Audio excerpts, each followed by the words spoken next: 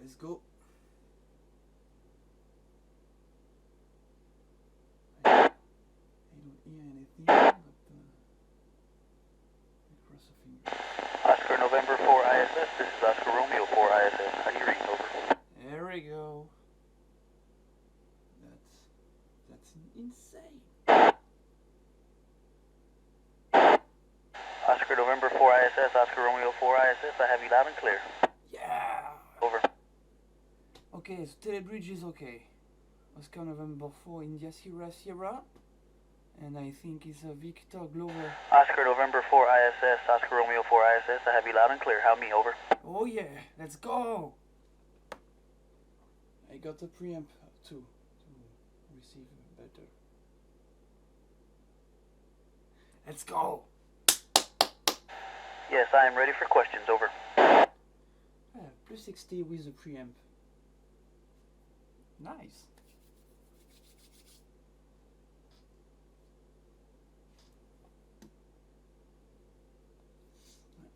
Hi Georgina, being in space has made me really appreciate the beauty of the planet and also the fragility of our atmosphere, which is so important to human life on Earth.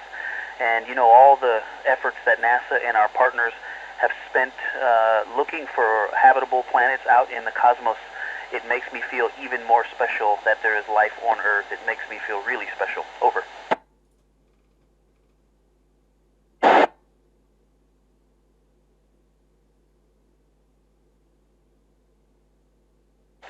Nancy, and there's so many things.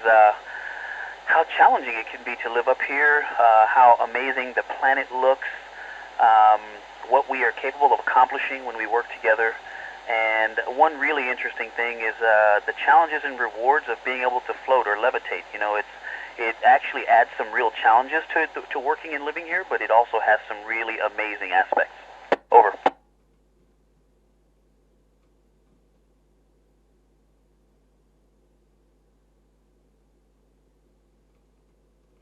Tasha, even before COVID-19, we would quarantine before launches so that we don't bring germs up to the space station. And so life up here is still pretty normal, but it makes us really appreciate what everyone is going through down there on Earth with social and physical distancing, and how important it is for us to live hygienically. Over.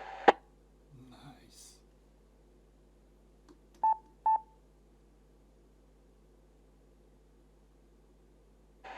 Hannah, we're able to make phone calls. We have a phone system that works through our computers, and we can call them as long as we have a satellite link. And then once a week or so, we're able to have a video conference where we can see their faces and they can see our faces.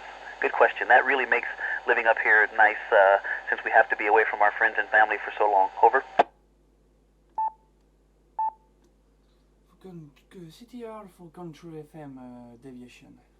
So just put VFO.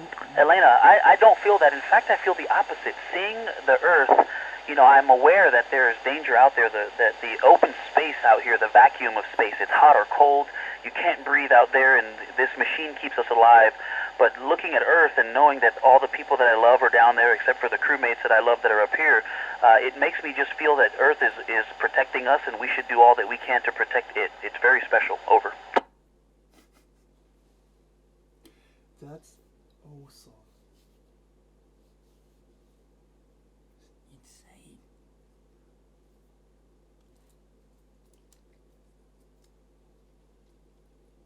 Hello, that's a great question, and actually it can have an effect on us. And so we have a conference where we talk to our health, medical doctors, and we also talk to our psychological doctors and make sure that our mental health is doing fine. And but honestly, being able to speak with my family is probably the single most important thing to just keeping me centered.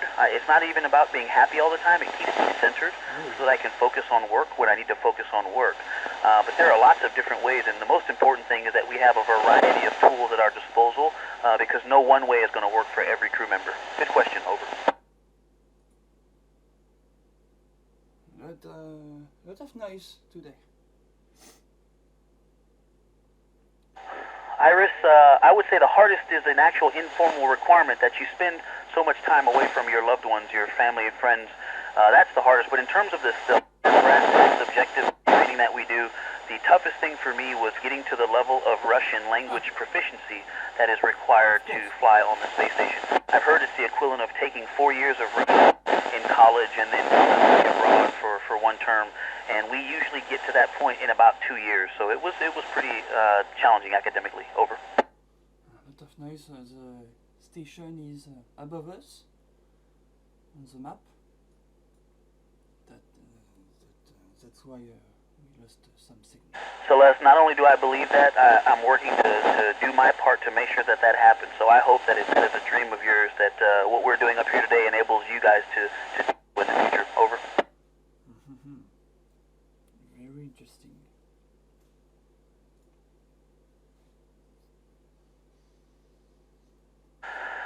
When I was young, I saw a space shuttle launch on television, and that was the beginning of it. And then later, as a professional, I was a pilot going through test pilot school, and I saw one of our few female shuttle commanders, Pam Melroy, who has recently been nominated actually to be our deputy administrator. She was giving a talk at a conference that I went to, and listening to her talk about the amazing technical and operational accomplishments of her crew really had me smitten. But the thing that I remember the most was the way she talked about her crewmates and how much she respected them. And that really is when I decided to apply, and I wound up applying twice to become an astronaut. Over.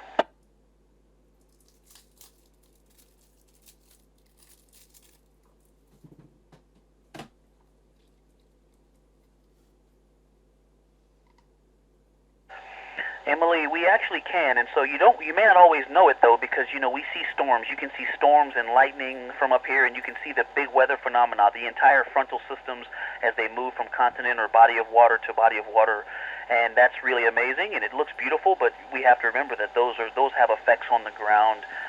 But also, what we can see the most clear, I believe, is the change in water levels. To see how the coastlines of lakes and oceans changes. And that is probably the most drastic effect. And this is actually a great vantage point. Low Earth orbit is a great vantage point to see those, because we go over those spaces so often. Over.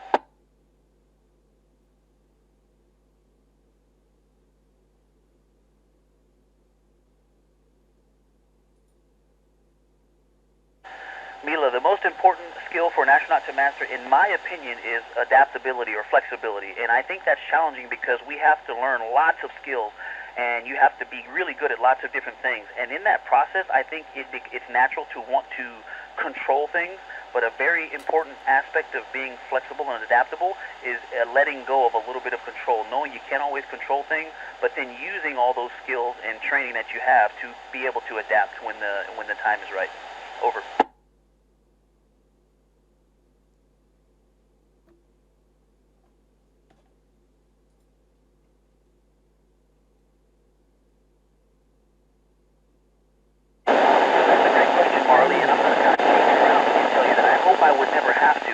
One of my goals with this is to share it with as many people as I can, like what we're doing right now, so that if those things were at risk, I would obviously be able to go and talk about the great benefits of investing in space exploration and how every dollar that we spend turns into $3 to $5 of economic activity.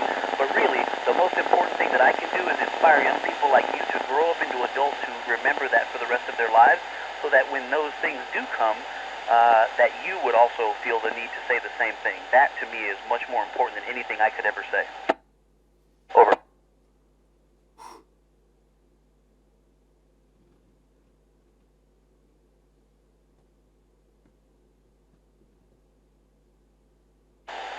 Georgina, that's a great question, and I think the science that we do up here and the outreach and all those things, that's what it's here for.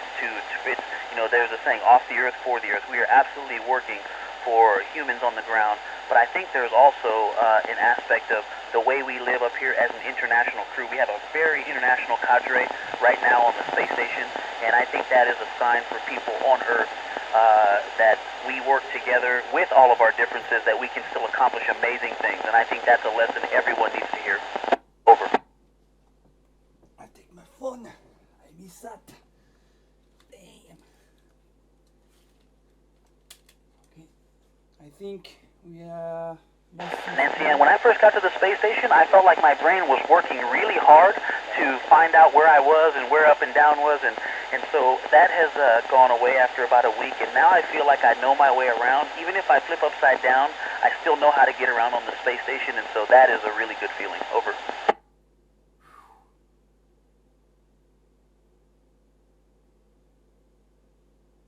Hi, Hannah. Yes, there's day and night. Actually, we call it insolation and eclipse. So we go behind the Earth, and so it blocks the sun, and it becomes dark. And then when we come around the other side and it becomes light again, we actually see that 16 times a day. So we get 16 sunrises and sunsets every day. But what we usually use as our time scale up here is Greenwich Mean Time. It's what time it is in London, and that's how we determine our morning, midday, and our night time. Very good. This is end for us in France, in west coast of France, because we lost the satellite. We lost ISS for us. That's it. This is it. Right. Kilo India 5, Bravo Kilo Charlie. This is Victor Glover in a space station.